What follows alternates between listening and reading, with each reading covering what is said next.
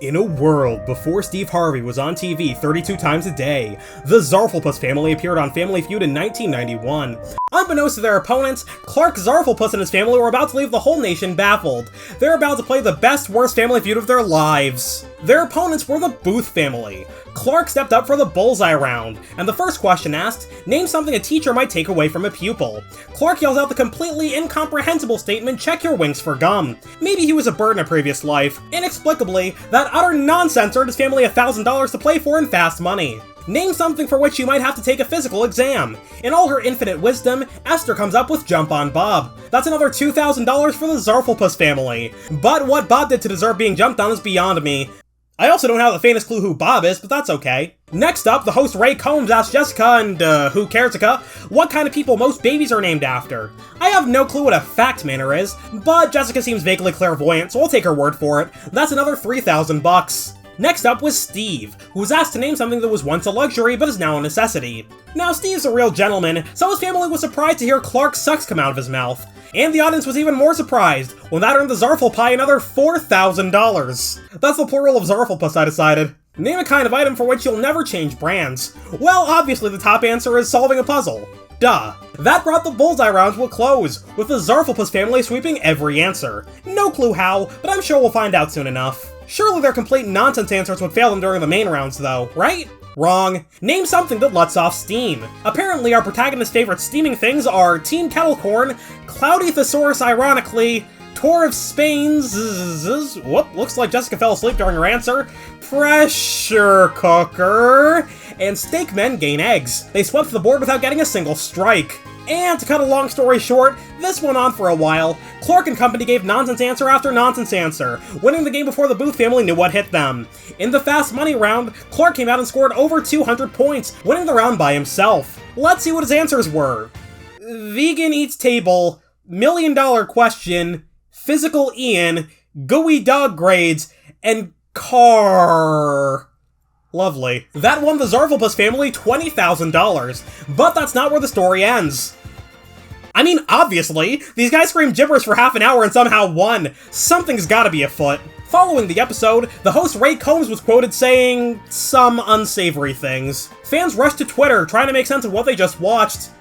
25 years before Twitter was founded, don't worry about it. Due to suspicions of cheating, the Zarflepus family didn't return as champions the next day. Nobody was sure what they did, but the show kicked them off to avoid being embarrassed a second time. Word about the incident spread quickly among game show production companies, and the Zarflepus family was effectively banned from other game shows moving forward. Meanwhile, speculation ran rampant among the show's staff and Family Feud fans. Did the family know somebody who worked for the show? Was there bribery involved? Did they find a way to rig the board themselves, maybe? Well, no. Alright, time to be semi-serious. Good morning, fellas, and welcome back to My Prize Garage. My name is Matt, and what you just witnessed was me taking Family Feud for the Super Nintendo and beating it to a pulp. The game was also released on the Sega Genesis around the same time, but I played the Super Nintendo version for this video. On Family Feud, the questions are open-ended, so the video games have mechanisms in place to make spelling less of an obstacle. Modern Feud games have an autocomplete system, where you type in a few letters, and the game will suggest some answers for you. So if you forget the exact spelling of a word, the game's got you covered. Earlier Family Feud games don't have this system, though. You have to type out the whole answer yourself, but the text recognition system in this version is way more lenient than you might expect,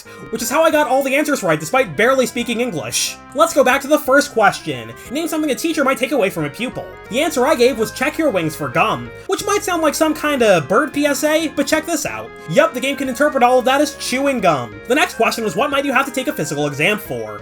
Jump on Bob translates to job, and the same goes for the other three answers. Fact manners is actors, Clark Sucks is car, and solving a puzzle is soap. Wow, that might be the least comprehensible sentence I've ever said in my life. The game is just checking to see if all the letters are in the right order, but they don't actually care if there's anything else in between. So as long as my answer has the letters J, O, and B somewhere in that order, the game can read it as job. And that comes into play in all my other answers. $1 million question isn't a measure of distance, but a mile is. A tour of Spain doesn't let off steam, but a train might. I would hope you don't have to clean up after your seal friend, but it's important to pick up after yourself. As I learned during my testing for this video though, they do expect you to type in numbers exactly right. At what age does a child get a real bed? Well, if you're 33 billion years old and you still sleep in a crib, you might be entitled to financial compensation. Call the number on your screen to learn more. As you can probably imagine, I was hoping the game would read that as 3. This is just one of the few things the game does to make scoring easier. In this tool-assisted run, we can see stealing my only ukulele get accepted, because the game is able to read it as smoking. All the letters in smoking are in that answer, but they're in the wrong order. This is where their second mechanism comes into play. The game actually detected the word smoke here, which is spelled out in order in this answer. They've got a list of answers that are close enough, and since smoke and smoking are forms of the same verb, they're considered matches for each other. Similarly, bathing suit and swimsuit are also interchangeable, and cheese is considered a match for cream cheese. There's another quirk the Zarfalpus family didn't take advantage of today. The game ignores doubled letters entirely. So if you spell bulldozer with one L, or strawberry with one R, or moon with one O, the game still considers it a correct spelling. In a similar vein, some other vowels don't get checked either, so you can get away with spelling, say, peanut without the A. I think the modern Family Feud games are, like, objectively better to play, because the autocomplete system makes it more convenient. If I want to play the game straight up, I'm gonna boot up my Switch. It's not a perfect game, but the autocomplete system is nice, because you don't have to scramble to type the whole answer before time runs out. But boy howdy, the Super Nintendo version is always gonna be my favorite. It's just so much fun coming up with complete nonsense that'll still score you points. And this is a good example of a game that's broken,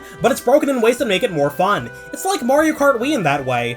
Over the years, that game has been absolutely torn to shreds. All sorts of shortcuts have been discovered, many of which weren't intentional. And the checkpoint system the game has is really weird, so that opens the door to ultra shortcuts. I loved Mario Kart Wii growing up, and I love Super Nintendo Family Feud for similar reasons. So I think calling it the best worst game is fair. I called it the best because I have a lot of fun with it, but I'm also calling it the worst because this is very much not how the game devs expect you to have fun with it, and because of how easily and thoroughly you can tear it to shreds. This isn't really a showcase of glitches or oversights or anything, it's more of a side effect of the mechanics that are working as intended. It's good that you won't get penalized for spelling buzz with 3 Z's, or pluralizing a noun that doesn't need to be pluralized. Don't get me wrong, Family Feud is a good format on its own, but this game takes it to another level, albeit somewhat unintentionally. Well, that'll do it for this video.